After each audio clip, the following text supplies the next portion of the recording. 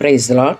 இன்றைக்கு ஒரு சின்ன கதை மூலம் ஆவியானவர் ஒரு காரியத்தை உணர்த்த சொல்கிறாரு. ஒரு மர நிழல் வந்து வீட்டுக்கு வெளியே இருந்ததாம். ஒருத்தர் வழிப்போக்கர் வந்து அதில் உட்காந்து அதில் நின்றுட்டு இருந்தாராம்.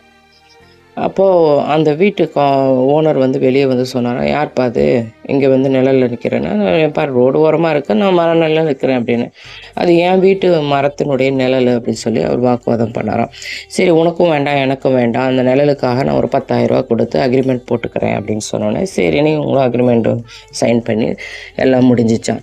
அப்போ நிழல் எங்கெல்லாம் போதும் அந்த பக்கம்லாம் வந்து அவர் வந்து உள்ளே வர ஆரம்பித்தாராம்.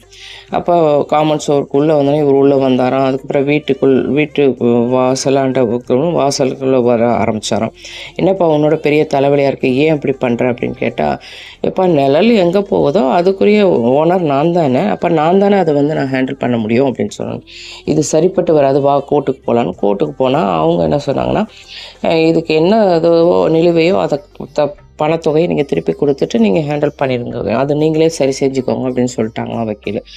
உடனே இவங்க வெளியே வந்துட்டு ஒரே தலைவலியாக இருக்குது, என்ன தான் பண்ணலாம் அப்படின்னு. 10,000 எனக்கு திருப்பி ரிட்டர்ன் தரக்கூடாது, இன்றைக்கி விற்கிற விலைவாசி என்னவோ அதன் அடிப்படையில் நீங்கள் கொடுத்தாகணும், எனக்கு 1,00,00,000 ரூபா 10 மடங்கு 1,00,00,000 எனக்கு அது வந்து 1000 மடங்காக கொடுக்கணும் அப்படின்னு சொன்னோன்னே அவர் கன்னத்தில் கை வச்சுட்டு, எப்பா 1,00,00,000 ரூபா, ஆமாம் இன்றைக்கி எக்கனாமிக் என்ன உயர்வில் போயிட்டுருக்கு, அது தெரியாமல் நீங்கள் இருக்கிறீங்க அப்படின்னோடனே அவர் உடனே தலையில் அடிச்சுட்டு, எப்பா எனக்கு வீடும் எனக்கு மர நிழலும் வேணாம், வெட்ட போகிறேன் அப்படின்னா, ஆனால் அது கீழே மர நிழல் கொடுக்குற மரத்தை வெட்டக்கூடாதுன்னு சொல்லி ஒரு சின்ன அதில் அந்த பத்திரத்துக்கு கீழே ஒரு வரி இருந்ததை அவன் பார்க்கலையாம்.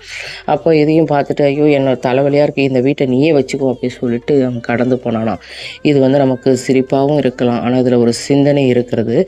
எப்படின்னா நம்ம கரெக்டாக இருக்கணும். ஏன்னா இன்றைக்கு நம்முடைய காரியங்கள் எல்லாவற்றிலும் நம்ம ஞானமாக நடந்துக்கணும். ஞானமாக நடக்கலைன்னா பிசாசு ஏதாவது ஒரு வகையில் நம்முடைய சிச்சுவேஷன், நம்முடைய பொருளாதாரத்தில், நம்முடைய வாழ்க்கை பயணத்தில் எல்லாத்தையும் பிடுங்கி நம்மளை வருத்தத்தோடும் சஞ்சலத்தோடும் வாழ வைக்கிற ஒரு கட்டாயத்துக்குள்ளே கடந்து போக செய்வான். அப்போ ஆண்டவருக்கும் நமக்கும் உள்ள தொடர்பு துண்டிக்கப்படும். அதுதான் இந்த வசனம் விதமாய் சொல்லுது. பிரசங்கி 4:6 வருத்தத்தோடும் மன சஞ்சலத்தோடும் 2 கைப்படி நிறைய கொண்டிருப்பதை பார்க்கலாம். எப்படி இருக்கணுமா, அமைச்சலோடு ஒரு கைப்படி நிறைய கொண்டிருப்பதே நலம். அவன் பாட்டில் அந்த நிலையில் உட்காந்தானா கடந்து போயிருப்பான்.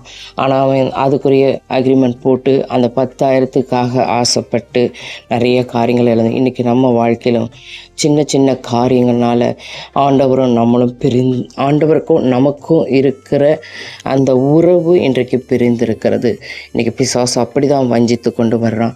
நம்ம எந்த நிலைமையில்